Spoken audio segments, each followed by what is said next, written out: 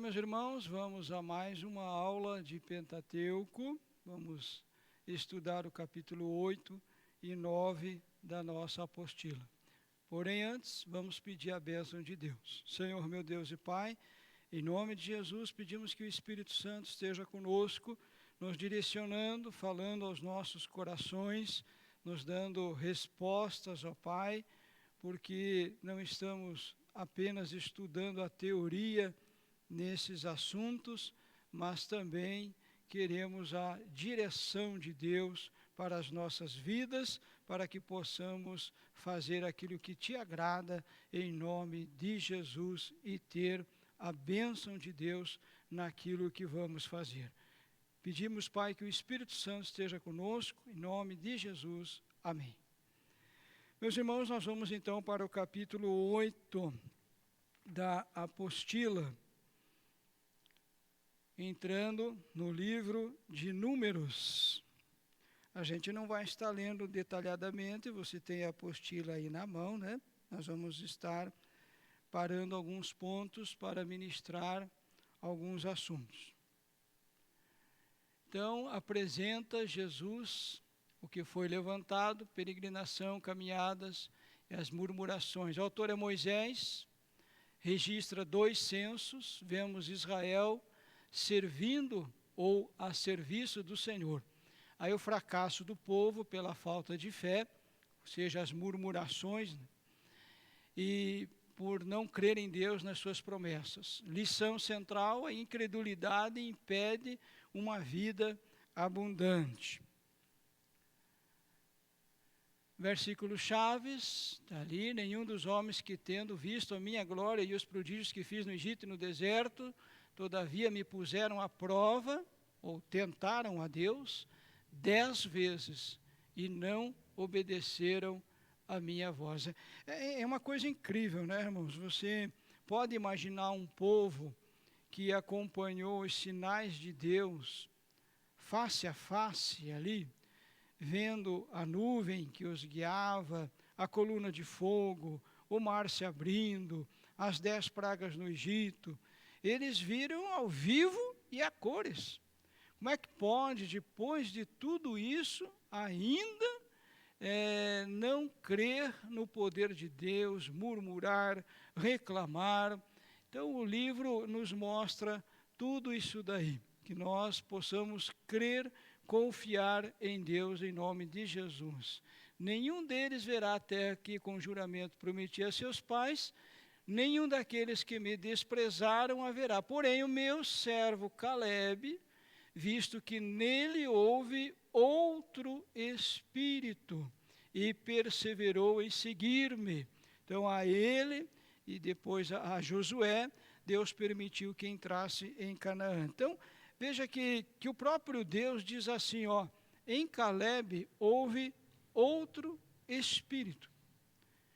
Qual era o espírito de Calebe? É o espírito de quem crê em Deus, de quem confia em Deus, o mesmo espírito de Josué, que confia no Senhor, que diz ao povo, olha, apesar de ter gigantes lá em Canaã, Deus vai nos dar a vitória, Deus vai nos abençoar, Deus está conosco, enquanto que os outros espias só vieram contando até a benção. Tem gente que vem e conta a benção. Lá é uma terra que emana leite e mel, lá tem muita coisa boa para nós, mas nós não conseguimos, Deus não vai nos dar, é difícil, é complicado. Já viu gente assim? Tem que trabalhar, tem que se esforçar, tem que correr atrás, tem que suar. Ah, não dá. Então Deus não se agrada desse tipo de atitude. É o que o livro de Números vai nos ensinar. Deus não se agrada. Então o próprio Deus está dizendo assim, ó, em Calebe houve outro espírito.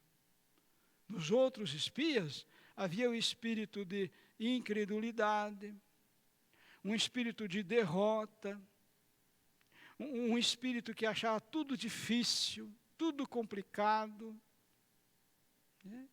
Um espírito que não acreditava nas promessas de Deus, porque Deus já tinha falado que ia entregar a terra para eles. Deus já tinha dito. Então eles deveriam crer na palavra do Senhor. Deus disse, ó, vocês vão lá espiar a terra e vão ver o que eu vou dar para vocês. Deus mandou eles espiarem a bênção. E eles foram espiar a bênção. Mas voltando, disseram, não tem condição, não dá.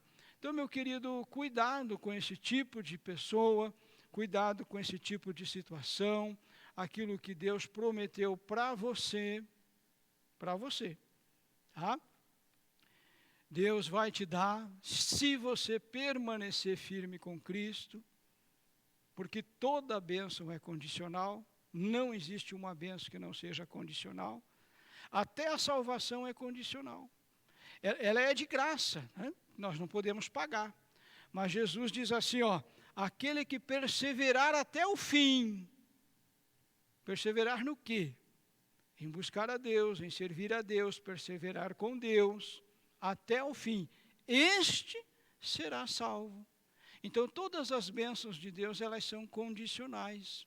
Deus fez a promessa para o povo, mandou eles espiarem a terra, a maioria voltou dizendo que não tinha condições, mas Josué e Caleb voltaram crendo, ficaram até muito bravos com os outros espias, mandaram eles até ficar de boca fechada, calar a boca, que parassem de falar, porque quando o pessimista, aquele incrédulo, aquele que não crê em Deus, começa a argumentar argumentos que não servem para nada, mas aquele que não conhece a Deus, aquele que não conhece a palavra de Deus, aquele que não tem vida com Deus, ele acaba sendo convencidos, né, do contrário.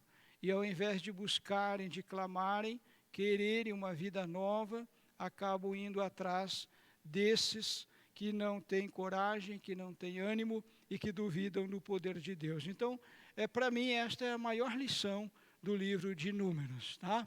Então, corra atrás da bênção. Ali o diário de viagem, organização de Israel, rejeição da promessa divina de terra, a peregrinação fora da terra prometida, a luta contra os obstáculos e uma nova preparação para a conquista. Todas as instruções, é um propósito teológico, todas as instruções dadas por Deus, leis, culto, santidade, tabernáculo, festa, oferta, levavam Israel a conquistar a terra prometida e se tornar uma grande nação. Eles não conquistaram a terra devido à incredulidade e ao desprezo da dádiva de Deus. Meu querido, pense bem, você já planejou fazer uma campanha na igreja?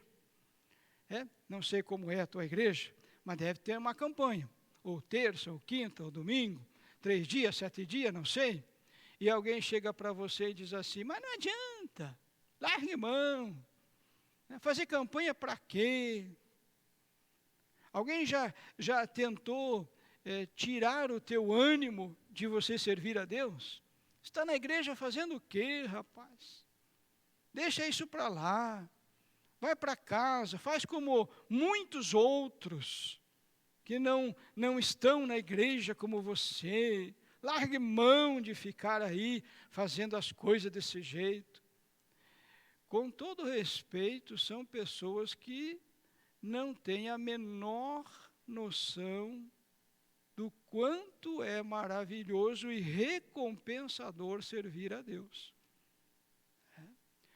Deus recompensa o nosso trabalho, desde um copo de água que se dá para alguém, Jesus disse que a recompensa vem, então não é de graça, tá?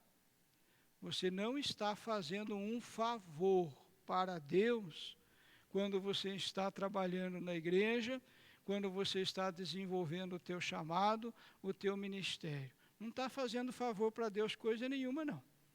Você está atendendo ao chamado de Deus para você. Você está tomando posse da oportunidade maravilhosa que Deus deu para você. A própria Bíblia diz que os anjos queriam vir pregar.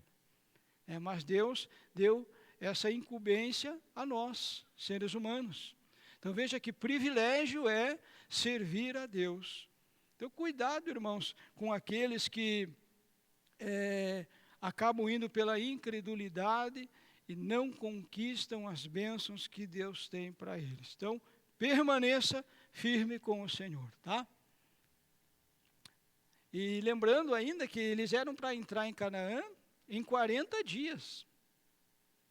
40 dias era para entrar ali. Em poucos dias. E, no entanto, levaram ali, aliás, 40 dias, cada dia que eles espiaram a terra de Canaã, eles iam entrar em bem menos tempo, mas Deus prolongou por 40 anos e ainda assim, o que aconteceu? Aquela geração de murmurador não entrou. Em alguns dias eles entrariam em Canaã, em bem pouco tempo. Mas Deus prolongou o número de dias de acordo com os dias que eles ficaram espiando a terra, para cada dia 1 ano. Deus então prorrogou em 40 anos. Olha, algo que eles iam receber em questão de dias, prolongou-se para 40 anos. A murmuração, a reclamação, a incredulidade, o desprezo a Deus, a não confiança nas promessas de Deus, faz com que as bênçãos sejam proteladas, prorrogadas, e muitas vezes chegamos até a perder as bênçãos, como foi o caso desse povo aqui, que não entrou em Canaã. Deus é fiel às suas palavras, Deus controla a história, Deus vence os obstáculos, faz de Israel uma nação santa, Deus faz de Israel uma fonte de bênção redentora para o mundo. Deus honra a fé e pune a desobediência e a descrença. A raiz de todos os pecados de Israel era a descrença. Não acreditavam em Deus, no poder de Deus, ainda que tinham visto todos os sinais no Egito. Em Cades Barneia duvidaram da palavra de Deus. Em lugar de conquistar Canaã pela fé, peregrinaram errantes e descrentes pelo deserto. Eles estavam, irmãos, quase colocando a mão na bênção. Estava pertinho ali, né? Está quase alcançando a bênção.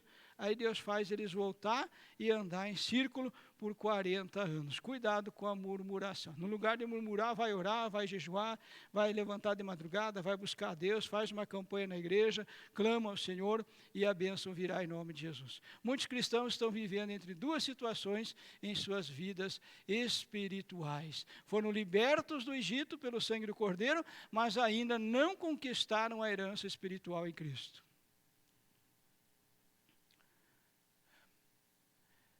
Estão libertos, né? Mas não conquistam as bênçãos do Senhor. Ali o censo, os números do censo, revelavam que havia força necessária para a conquista. Ali os números por tribo, a distribuição ao redor do tabernáculo.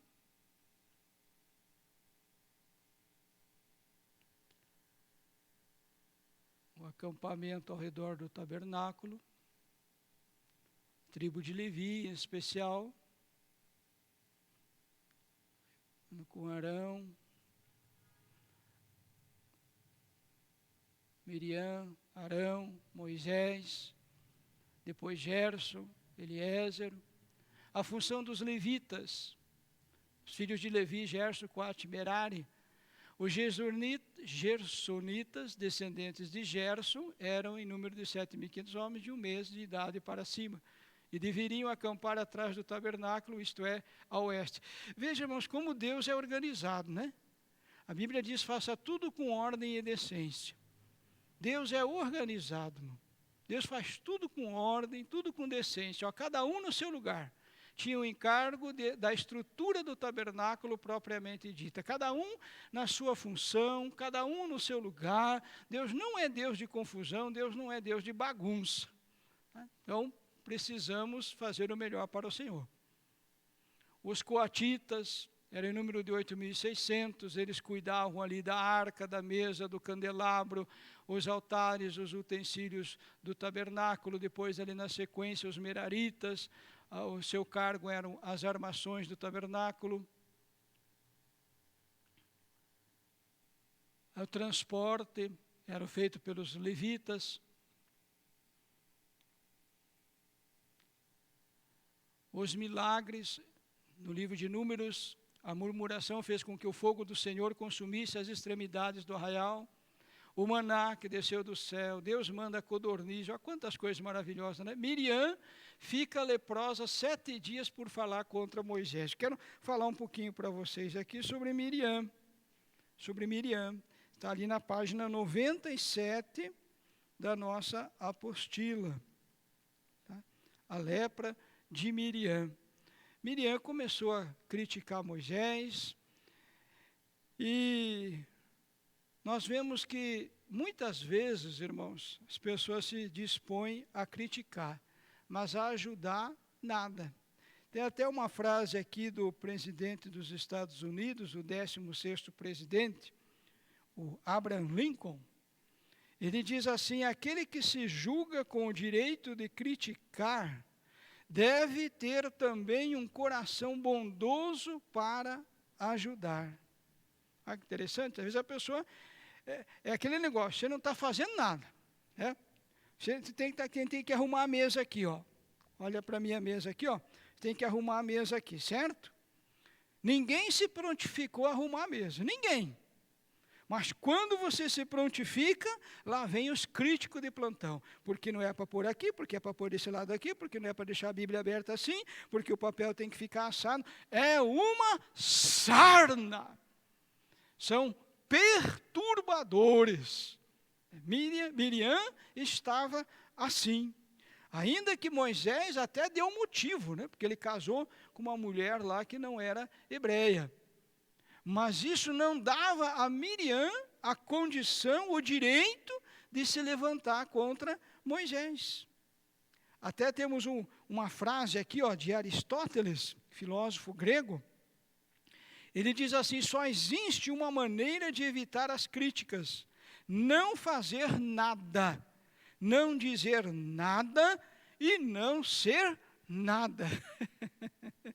Vou repetir, ó.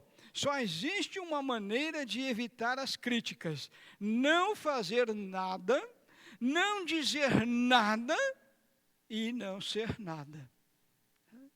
Então nós precisamos assim ficar de olho, olha aqui, ó. Tá vendo? Até vou mudar o óculos aqui. Olha que bonito. Nós precisamos ficar de olho nessas pessoas que muitas vezes estão nos criticando, muitas vezes tentando colocar incredulidade em nosso coração. Nós temos que ficar de olho para não seguir os seus caminhos, para não seguir os seus conselhos, para não ir atrás dessas pessoas. Você vai ver aqui em Números que muitas dessas pessoas rebeldes, murmuradoras, influenciaram uma multidão de gente. Porque, por incrível que pareça, a má influência, ela se espalha de um jeito muito maior do que aquela boa palavra de ânimo, de fé, de coragem. Então, fica de olho, cuidado, tá? Fica de olho. Miriam, por causa disso, então, ela é punida com a lepra, e aí Moisés vai orar, e Deus, então, cura Miriam. Olha ali, ó, Corá e 250 homens são engolidos pela terra por questionarem a autoridade de Moisés. Sempre assim, começa com 1, 2, 3, aqui começou com 3 e assim foi até 250. Lá na frente vai ter mais gente que vai murmurar. Então, a influência é terrível. O cajado de Arão floresce, Deus precisava mostrar ali a autoridade que Deus deu para Arão. Deus mostrou. A serpente de bronze. Ali a questão de autoridade, irmãos, também fica aí uma lição para nós. Tá? Você não sinta assim ciúme daqueles que têm uma função A ou B. Deus vai te colocar aonde Deus quer. Esse é o nosso lugar. Aonde que Deus quer. Eu estou na vontade de Deus, então você vai ter sucesso, você vai prosperar no seu ministério, no seu trabalho. Não fique se comparando a outras pessoas, porque Deus age individualmente com cada um de nós. Até os ministérios, né? Jesus fala, Paulo fala nos ministérios, Deus deu um para pastores, outros para profetas, outros para mestres, e assim por diante. Então, o corpo é um só, mas os ministérios são diferentes, as funções são diferentes. E aqui Deus precisou mostrar autoridade para aquele povo, dizendo, olha, é Arão que eu escolhi, é a vara dele que floresceu, e ponto final. Tá? Então, muitas vezes Deus precisa agir assim a favor dos seus servos. A serpente de bronze, aquele povo murmurou de novo. Quem olhava para a serpente de bronze, então havia uma praga ali, Deus permitiu, e quem olhasse para a serpente de bronze era curado. A jumenta de Balaão é um outro caso, né, de Balaão, que vai tentar amaldiçoar o povo de Deus. E o que a palavra nos mostra, irmãos? Que Balaão, mesmo amaldiçoando, tentando amaldiçoar o povo de Deus, Deus simplesmente diz, olha, vou converter tudo isso em bênção. Então, olhe para Cristo, quanto mais tentarem nos amaldiçoar, mais Deus vai nos abençoar. Depois de sair do Egito, o povo de Israel ficou quase um ano acampado em frente do Monte Sinai. Lá eles receberam as leis que Deus comunicou através de Moisés e fizeram o tabernáculo e todos os seus móveis. No segundo mês do segundo ano, Deus mandou que saíssem. Apesar de ter passado 11 meses na presença de Deus, o povo facilmente ficou descontente. Quando o povo que subiu com eles começou a cobiçar as comidas do Egito, os israelitas se desanimaram e se queixaram contra Deus. Eles tinham uma vida de escravidão lá no Egito, de sofrimento, e de repente queriam voltar para lá. Por quê? Porque não queriam obedecer, não queriam estar sujeitos às leis de Deus. Era mais fácil voltar para aquela velha vida. Muita gente é assim também, sabe? É liberto, é abençoado por Deus e depois acaba abandonando tudo, não quer obedecer ninguém, vive na rebeldia, na desobediência e volta para aquela velha vida que Deus já tinha libertado. Moisés também se desanimou devido ao seu cargo pesado. Logo depois, os próprios irmãos de Moisés complicaram mais ainda a sua situação, reclamando por não ter a mesma autoridade que Deus havia dado a ele, o caso de Miriam e de Arão. Deus solucionou o problema de Moisés, comunicando seu espírito a 70 anciões, a fim de que pudesse levar algo da carga que Moisés vinha levando sozinho. Então, Deus manda Moisés escolher ali 70 homens para dividir o trabalho. Essa é uma regra de administração, de liderança, que a gente precisa aprender e que a Bíblia nos ensina. Novamente, Deus trouxe por meio de um vento codornizes que caíram exaustas no arraial. Os israelitas, em sua ganância, provavelmente comeram a carne crua e muitos morreram da praga que sobreveio. Miriam fica leprosa, já falamos, né? Deus fere Miriam, Moisés intercede por ela e o povo esperou até sua cura para partir. Ó. Uma pessoa que às vezes causa um problema, ela traz as coisas, né? Mas Deus curou Miriam pela intercessão de Moisés e o povo seguiu em frente. Os 12 espias do deserto de Parã, Moisés enviou 12 líderes de Israel para espiar a terra. Eles subiram, espiaram a terra durante 40 dias, voltaram ao acampamento, falaram também das cidades bem fortificadas e dos homens gigantes, e tudo isso eles relataram os fatos como era a terra de Canaã. Ao retorno, carregando ali um cacho de uva, as evidências sugerem que existiam naquela região homens maiores do que Golias. O problema com o relatório dos espiões não foi nos fatos que comunicaram, mas sim nas conclusões às quais 10 deles chegaram, né? Ou seja, concluíram que não iam conseguir tomar aquela terra. Eles sentiram-se como gafanhotos fracos na presença de guerreiros fortes. Não podemos subir contra este povo porque é mais forte do que nós. Olha, Deus já tinha dito que ia dar para eles a terra. Como é que eles vêm com uma palavra dessa? Deus já tinha falado.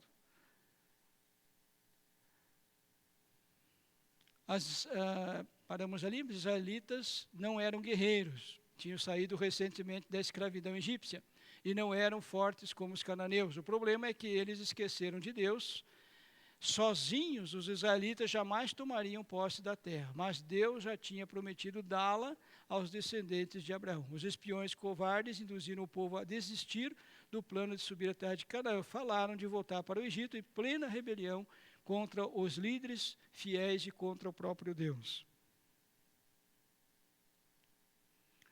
Os homens que confiaram em Deus, Moisés, Arão, Calebe e Josué. Qual é a palavra deles?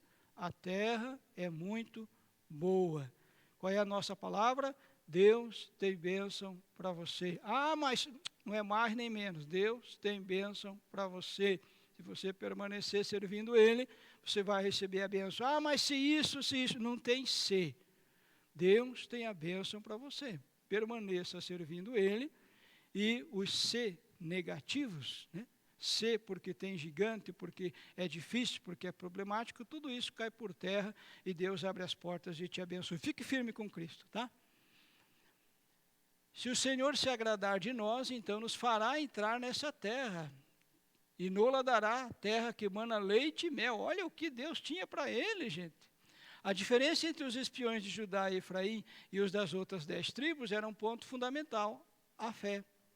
Calebe e Josué confiaram no Senhor e os outros temeram o inimigo. O que a palavra fala para nós sobre a fé? Em Hebreus capítulo 12, versículo 1, nos diz ali que a fé, aliás, capítulo 11, versículo 1, que a fé é o firme fundamento das coisas que se esperam, que você não vê, você não está vendo, não está na tua frente, você não está vendo ali o milagre, a coisa acontecendo, mas você crê, você confia. Então, as coisas, a fé, é o fundamento, é a base daquilo que você não vê, mas está esperando. E no versículo 6 do capítulo 11 de Hebreus, diz que sem fé é impossível agradar a Deus. Então, não deixe que nada abale a tua fé. Nada, tá? Continue crendo no Senhor.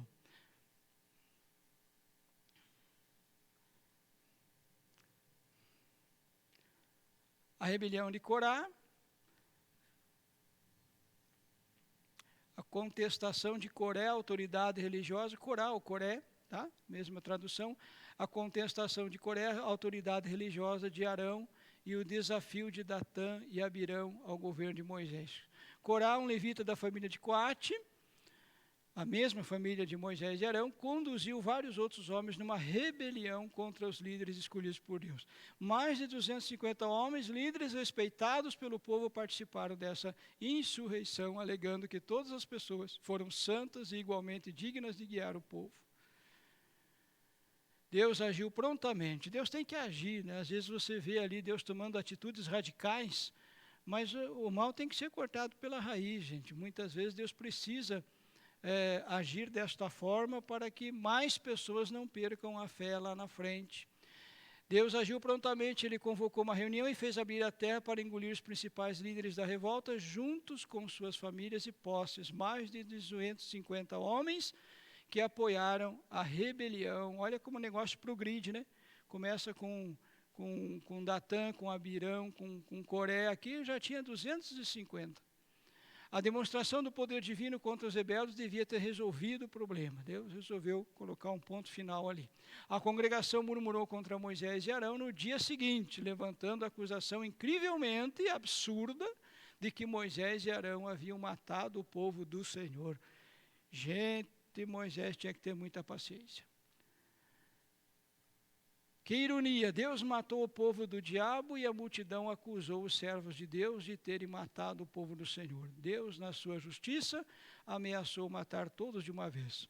Arão e Moisés se puseram entre a ira de Deus e o povo pecaminoso, pedindo sua misericórdia. Mesmo assim, morreram naquele dia 14.700 pessoas por causa dessas murmurações contra Deus e os seus servos escolhidos.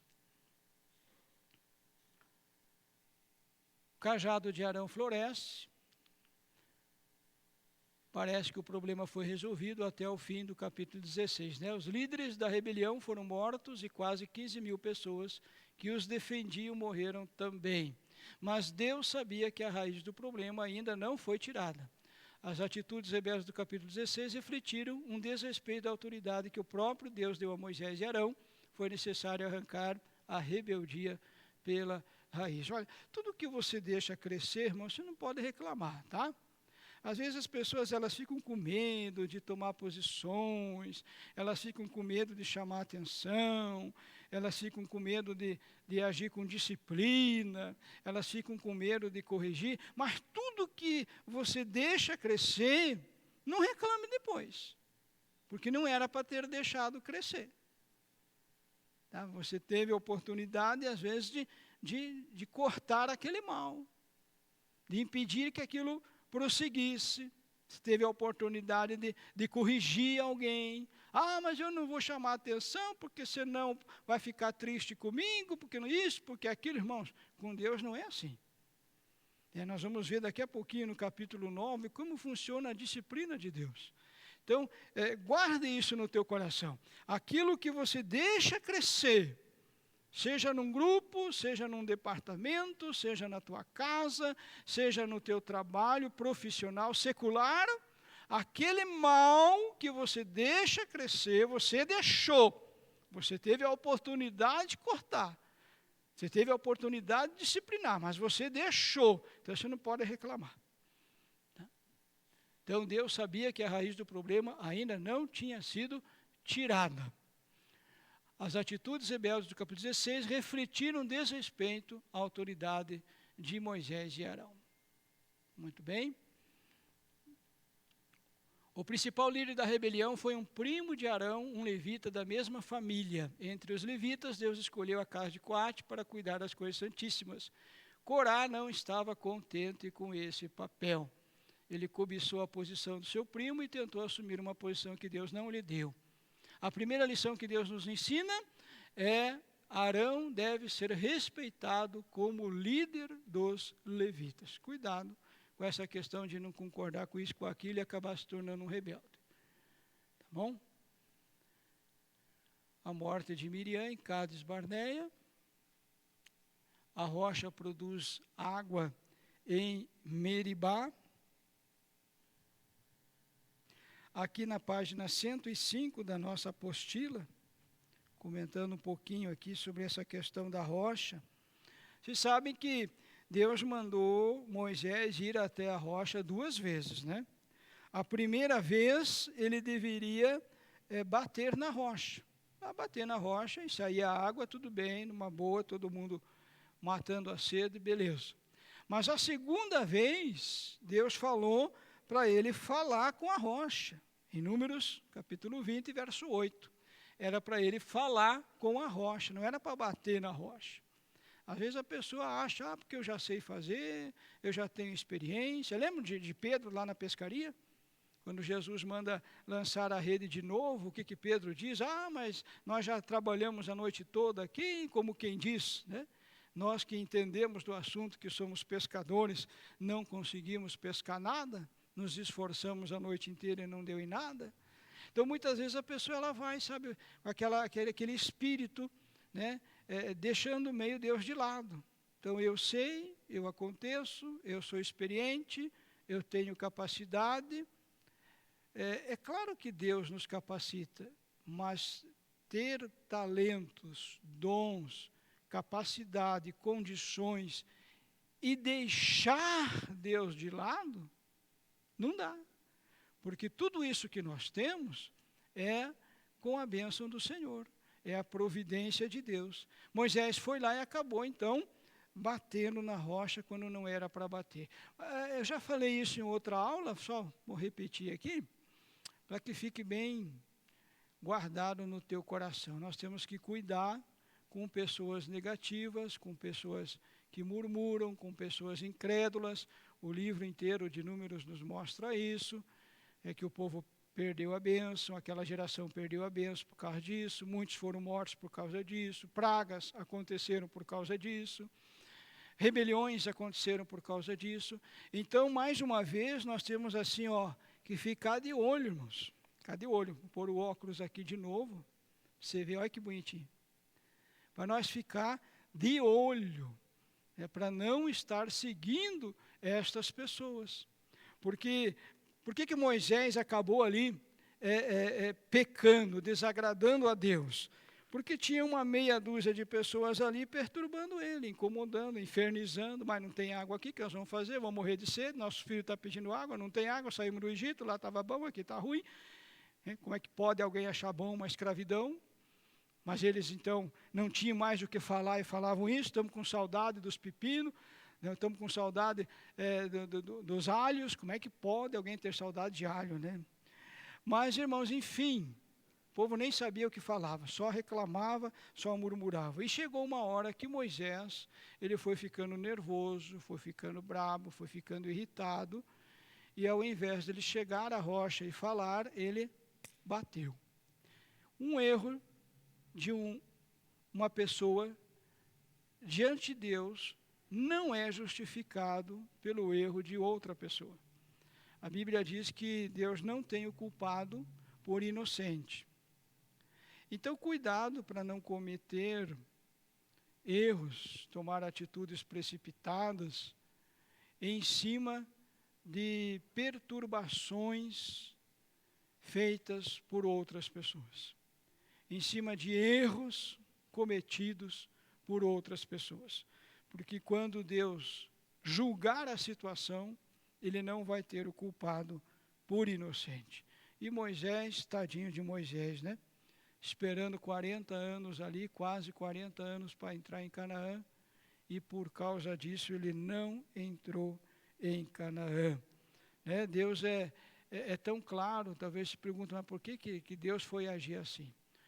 Porque naquele momento Moisés tinha que obedecer a Deus, ao que muito é dado, muito é requerido. Moisés não podia demonstrar ali essa ira, porque senão, imagine, né, tem crente que acha que fazendo birra diante de Deus, parece aquelas crianças mal educadas, birrenta, eu quero, se não me der, e faz escândalo. Deus não opera a ira do homem, não opera a justiça de Deus. Então Deus não deixou passar e mostrou para Moisés e para o povo, e Moisés vem e fala para o povo depois, inclusive, e diz, olha, eu não vou entrar em Canaã, porque eu bati lá na rocha. Então, o povo precisava aprender a reverenciar e a respeitar a Deus, e não querer as coisas no grito. Tá? Então, a rocha produz água em Meribá.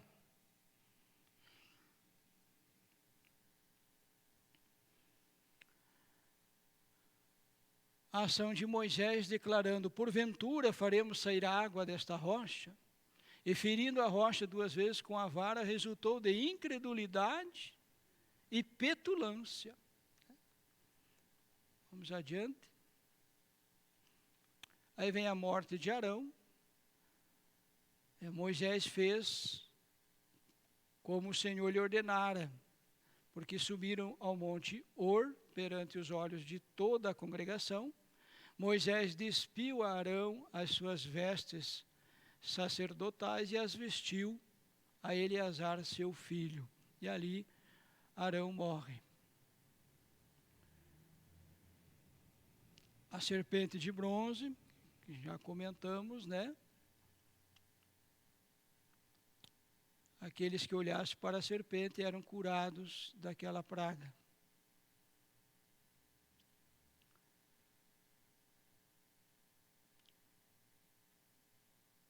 O povo falou contra Deus e contra Moisés, porque nos fizeste subir do Egito para que morrêssemos neste deserto. Então o Senhor mandou entre eles serpentes. Tá? E morreu muita gente em Israel, mas aqueles, depois que olhassem para a serpente de bronze, eles eram curados.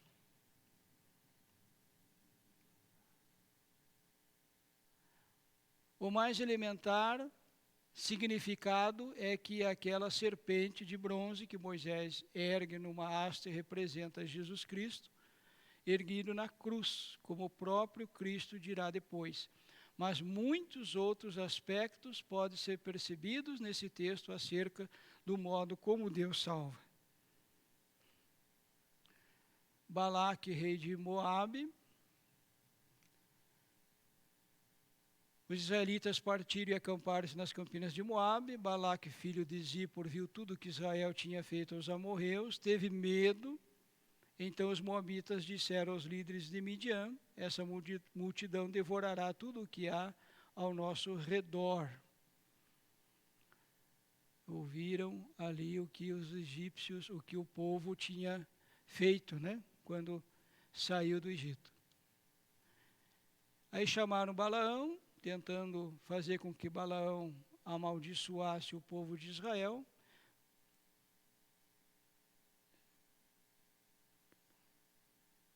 Então, o episódio em Moabe, Balaque teve medo, envia mensageiros para chamar Balaão. Balaão consulta a Deus. Deus não permite que vá com os mensageiros. Balaque envia representantes mais poderosos e promete riqueza. Balaão recusa a recompensa. Balaão consulta novamente a Deus. Deus permite que ele vá com os mensageiros de Balaque. Balaão bate na jumenta. O cara estava com tanta ira, mano. Como é que pode, né? O cara estava tão irado, mas tão irado, que não percebeu que estava falando com uma jumenta. Como é que pode, né? Tem gente assim que, quando está irado, quando está nervoso, não enxerga um palmo adiante do nariz, né?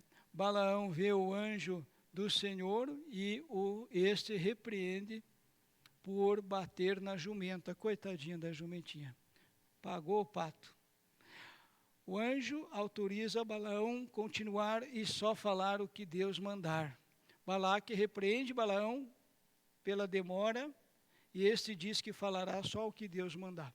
Então ali Balaque está insistindo, Balaão vai falar com Deus, Deus diz para não amaldiçoar, Balaque insiste, né?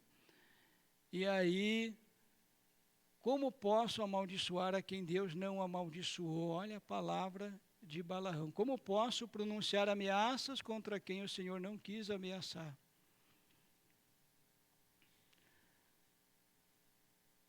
Então Balaque disse a Balaão: que foi que você me fez? Eu chamei para amaldiçoar e você os abençoa. E ele respondeu: será que não devo dizer o que o Senhor põe em minha boca? Agiu com ironia, né? Balaão ofereceu outro sacrifício e Deus deu outra mensagem a Balaão para Balaque. Então ele pronunciou este oráculo: levante-se, Balaque, ouça-me, escute-me, filho de Zippor. Deus não é homem para que minta, nem filho do homem para que se arrependa. Acaso ele fala e não deixa de agir? Acaso promete e não cumpre? Recebi uma ordem para abençoar, e ele abençoou, e não o posso mudar. Não há magia que possa contra Jacó. Olha que palavra maravilhosa de Deus. Não há magia que possa contra Jacó, nem encantamento contra Israel. Agora se dirá de Jacó e de Israel: vejam o que Deus tem feito. Então, final da história, Balaão não consegue amaldiçoar o povo, Deus não permite, e Balaão vai insistindo, até que uma hora Deus fala assim: ó, quanto mais você amaldiçoar, ou quanto mais alguém amaldiçoar o meu povo, mais eu vou abençoar. Então, meu irmão, não fique com medo das palavras negativas, não fique com medo das pragas que talvez possa estar rogando contra você, contra a tua família, contra o ministério. Olha, quem manda é o Senhor lá, né? Quem manda é Deus. Quanto mais te amaldiçoar, mais Deus te abençoa. Tá? Guarde isso no teu coração. Permaneça na vontade de Deus, que é a bênção que virá sobre a tua vida. Pois a terceira profecia de Balaão, você pode concluir aí o que estamos falando. Ali relatado em Números 24.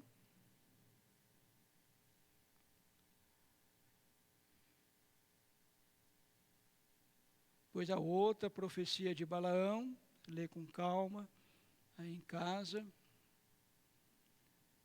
Moabe seduz Israel, Números 25. Enquanto Israel estava em Sitim, o povo começou a entregar-se à imoralidade sexual. com mulheres moabitas. Então eles começaram a seduzir o povo de Israel. Não podiam amaldiçoar, porque a maldição Deus convertia em bênção. Não havia razão, não havia causa para a maldição vir sobre eles, Deus convertia então em bênção. Porque a Bíblia diz que a maldição sem causa ela não vem, né? Porém, o diabo usou de outra estratégia. A maldição não pega? Então eu vou tentar eles. E aí houve essas questões das mulheres estarem, os homens estarem ali indo com as mulheres moabitas, estar ali se prostituindo, estar desagradando a Deus. Então, o diabo não pode te fazer pecar, tá? Ele não pode mesmo. Bom, a escolha é sua, é minha. Ele oferece, tá? Ele oferece. Ele chega aqui e entrega, olha, estou te dando isso aqui para você. Estou te oferecendo. Se você vai pegar ou não, a escolha é sua. Mas ele não pode obrigar, colocar na tua mão, fechar a tua mão e pôr no teu bolso. Ele não pode fazer isso. Então, como não conseguiu que a maldição viesse sobre o povo, qual foi a outra estratégia? Vamos tentar o povo para pecar, para desagradar a Deus. Aí veio, né, os problemas. Pode ir adiante. Pode seguir. Balaão tinha inicialmente uma atitude piedosa. Quando os servos de Balaque se aproximaram dele, ele só prometeu-lhes que iria verificar o seu pedido com Deus, e assim foi até o final. Vem o segundo recenseamento. As filhas de Zelofeade, aproximaram-se as filhas de Zelofeade, filho de Éfer, neto de Gileade, bisneto de Maquir, trineto de Manassés, pertencia aos clãs de Manassés, filho de José. Os nomes de suas filhas eram Mahlá, Noá, Oglá, Milca e Tirza. E ali elas requerem as suas heranças também.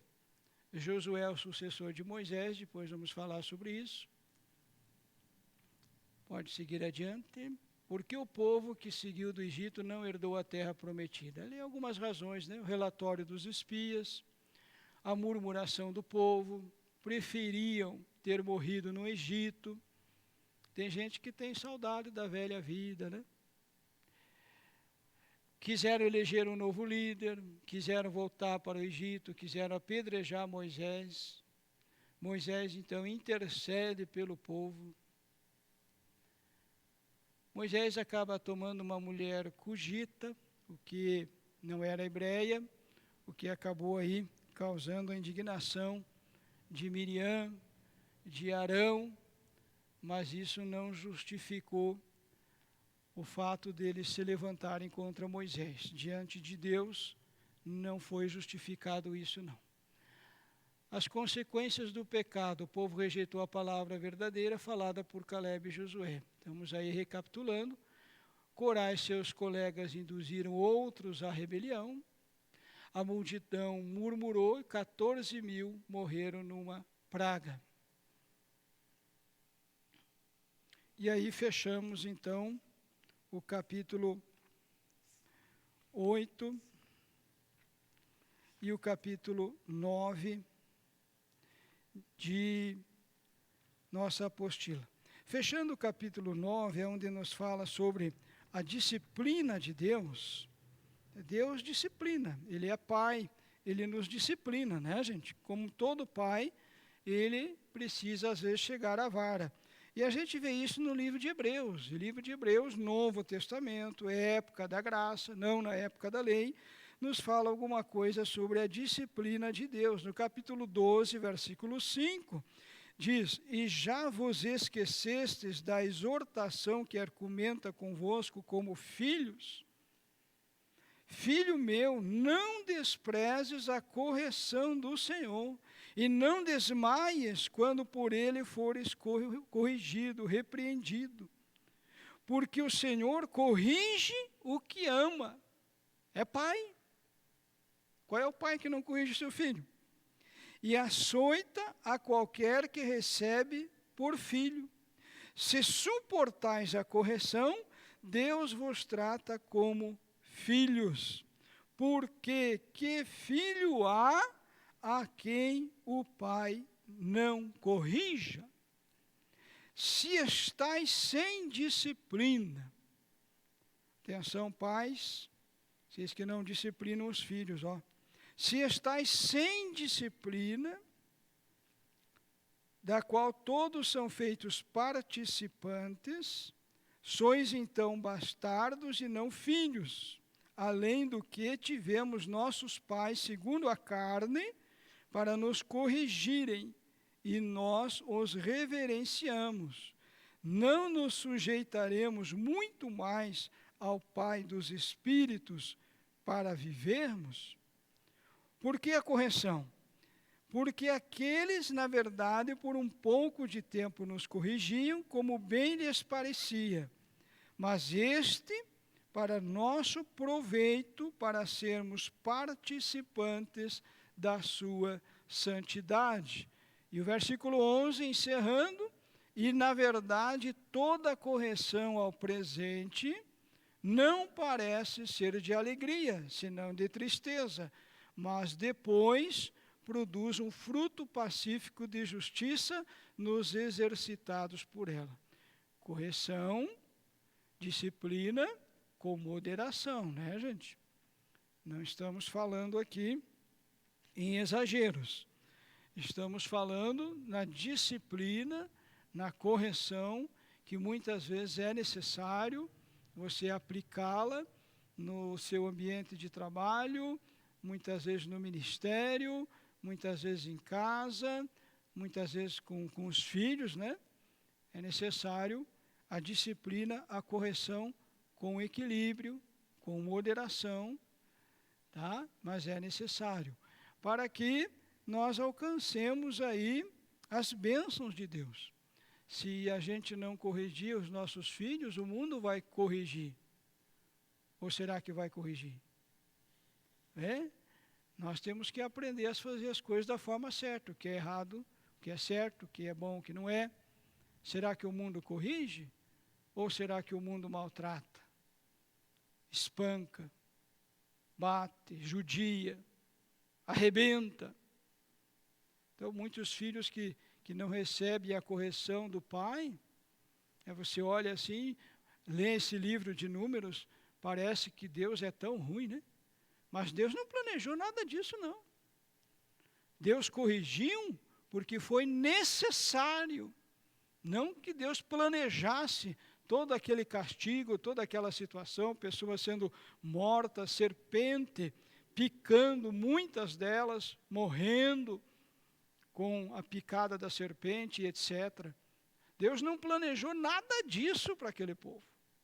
Mas havia a necessidade da correção, da disciplina, para conter a rebeldia.